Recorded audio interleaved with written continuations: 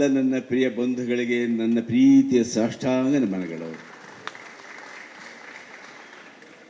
ಯಾರನ್ನು ಹೊಗಳಿ, ಯಾರನ್ನು ಬೆಗಳಿ, ಯಾರನ್ನು ನಾನು ಯಾರನ್ನ ಇಲ್ಲಿಂದ ಶುರು ಮಾಡಲಿ? ಎಲ್ಲ ಇದೆ. ಶ್ರೀನಿವಾಸ ರಾಜು ಅವರಿಂದ ಹಿಡಿದು ಪ್ರಶಾಂತ್ ರಾಜು ಅವರಿಂದ ಹಿಡಿದು ಎಲ್ಲ ಸಚಿನ್, ಶ್ರೀಧರ್ ಎಲ್ಲರಿಗೂ ಹಿಡಿದು ನನಗೆ ಹೇಳಲಿಕ್ಕೆ ಬರೋಲ್ಲ.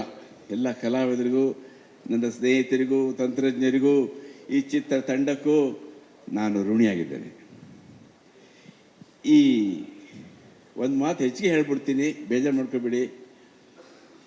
ಈ ಗಣೇಶ್ ಅನ್ನುವ ಗಣೇಶ ಶಕ್ತಿ ಇದೆಯಲ್ಲ, ಅದು ಏನಿದೆಯೋ ಗೊತ್ತಿಲ್ಲ, ಜಾಸ್ತಿ ಹೊಗಳ್ತಾ ಇಲ್ಲ ನಿಮ್ಮನ್ನು ನಾನು. ಆದರೆ ನನ್ನಂತಹ ಕಲಾವಿದರು ನಾನು ಏನು ಹೇಳ್ತೀನಿ ಅಂತಂದರೆ, ಮೂಕಂ ಕರೋತಿ ವಾಚಾಳಂ ಪಂಗುಂ ಲಂಘೈತಿಂ ಗಿರಿಂ ಅಂತ ಸಂಸ್ಕೃತ ಹೇಳ್ತಾ ಇರೋದೆ, ಬಸವಣ್ಣವ್ರು ಹೇಳಿದಾರಲ್ಲ.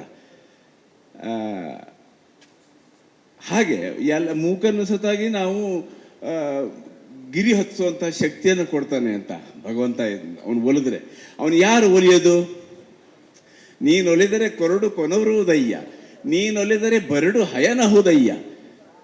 ಯಾರು ನೀನು? ಪ್ರಭು, ಮಹಾಪ್ರಭು.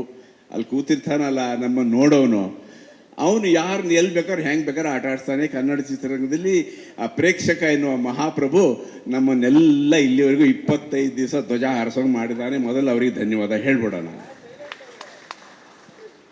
ಆದರೆ ಸೂಕ್ಷ್ಮವಾಗಿ ಹೇಳಬೇಕು ಅಂತಂದರೆ, ಕನ್ನಡ ಚಿತ್ರರಂಗ ಒಂಥರ ಮಾಯಾ ಲೋಕ. ಎಲ್ರಿಗೂ ಗೊತ್ತೇ ಇದೆ, ಸಿನಿಮಾ ರಂಗ ಮಾಯಾ ಲೋಕ. ಪ್ರತಿ 10 ವರ್ಷಕ್ಕೆ ಕಣ್ಣು ಕೂರ್ತಿದೆ ಅದಕ್ಕೆ ಒಂದೊಂದ್ಸಲ.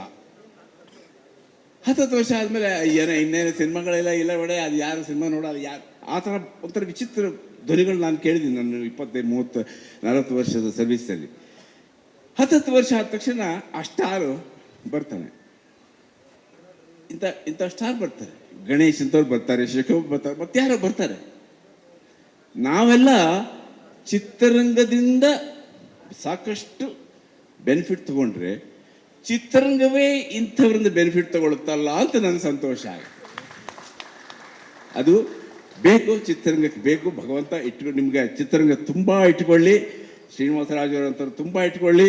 ನಮ್ಮ ಅನ್ನದಾತ ಪ್ರಶಾಂತರವ್ರನ್ನ ತುಂಬ ಇಟ್ಕೊಳ್ಳಿ. ಅವ್ರಿಗೆ ದೇವರು ಒಳ್ಳೇದು ಮಾಡಲಿ ಅಂತ ಮನದುಂಬಿ ಹಾರೈಸಿ ನನ್ನ ಬಡಬಡಿಕೆಯನ್ನು ಮುಗಿಸ್ತೇನೆ. ಶುಭಾಶಯಗಳು.